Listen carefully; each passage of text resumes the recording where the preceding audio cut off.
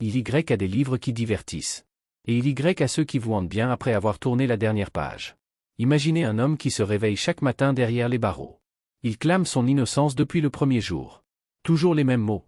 Toujours la même version. Jamais une contradiction. Pourtant, personne ne l'écoute plus. Parce qu'avant même que le procès ne commence, son destin a déjà été écrit. La presse a désigné le coupable. Les réseaux sociaux l'ont condamné. Les journaux télévisés ont construit leur récit. Le procureur a annoncé qu'il détenait un dossier accablant. L'opinion publique est passée à autre chose. L'affaire semble terminée. Tout paraît logique. Tout paraît évident. Et c'est précisément à ce moment-là qu'intervient maître Adrien Kaslev. Kaslev n'est pas un avocat spectaculaire. Il ne cherche pas les effets de manche. Il ne gagne pas grâce à des discours flamboyants. Sa méthode est bien plus redoutable. Il démonte les certitudes. Une à une. Il lit les procès-verbaux ligne après ligne. Il compare les horaires. Il dissèque les témoignages.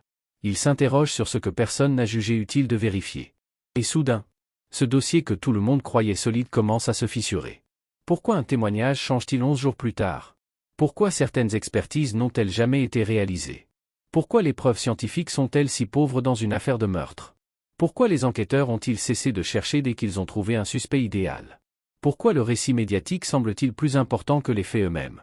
À mesure que Kaslev avance, une inquiétude naît. Pas seulement celle de savoir qui est coupable, mais une question infiniment plus troublante.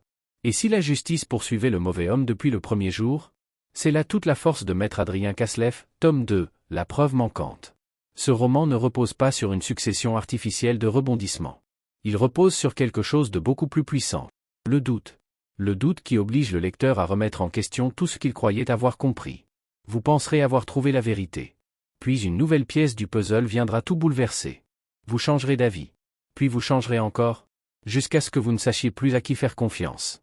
Ni aux témoins, ni aux policiers, ni aux procureurs, ni même à vos propres certitudes.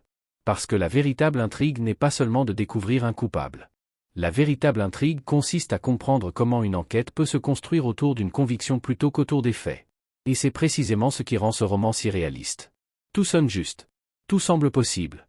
On a l'impression d'assister à une véritable affaire criminelle.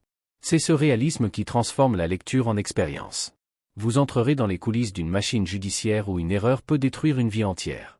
Vous découvrirez qu'un témoignage peut être influencé.